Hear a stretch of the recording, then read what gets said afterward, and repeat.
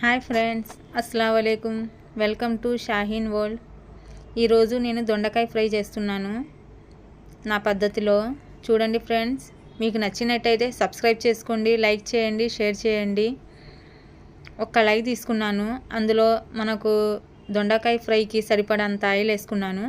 తాలింపు దినుసులు అలాగే ఎండుమిర్చి, జీలకర్ర వేసుకుని బాగా కలుపుకోవాలి. ఈ దొండకాయ ఫ్రై అనేది నేను దొండకాయలు అనేది నిలువుగా కోసుకున్నానండి. ఎందుకంటే పిల్లలకి బాగా కనబడతాయి, కొద్దిగా ఇంట్రెస్ట్గా తింటారని. చూసారా, కరివేపాకు చూసారా, నేను ముందుగానే ఇలా వేయించి పెట్టుకున్నాను ఫ్రెండ్స్. ఎందుకంటే మనకు కరివేపాకు ఎక్కువ ఉన్నప్పుడు పాడైపోయిద్ది. అలా వేయించి పెట్టుకుంటే ఎన్ని నెలలైనా అలాగే ఉండిద్ది. కొద్దిగా కరివేపాకు, 2 ఉల్లిపాయలు బాగా సన్నగా తరిగి వేసుకోవాలి.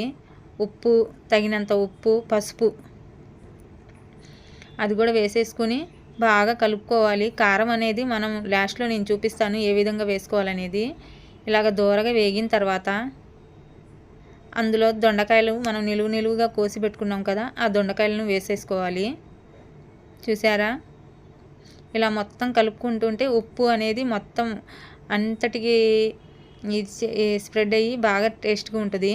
ఇలా కలుపుకుంటూ ఉండాలి. మూత పెట్టేయండి. ఒక 15 నిమిషాలు ఇలా మెత్తగా ఉడికిపోతుంది మూత పెట్టేస్తే. మళ్ళీ కలుపుకోవాలి.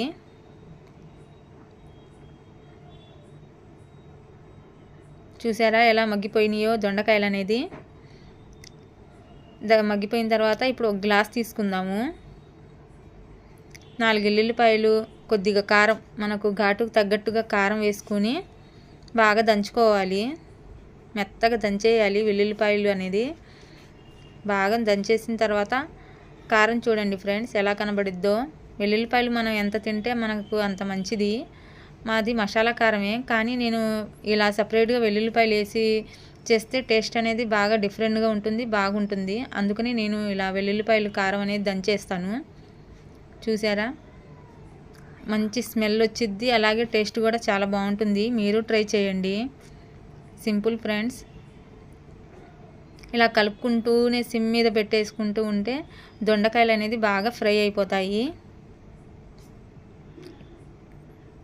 చూసారా ఎంత బాగా ఫ్రై అయిపోయినాయో దొండకాయలు అనేది. అంతేనండి, దొండకాయ ఫ్రై రెడీ. నా ఛానల్ని సబ్స్క్రైబ్ చేసుకోండి. ఖుదా హాఫీజ్.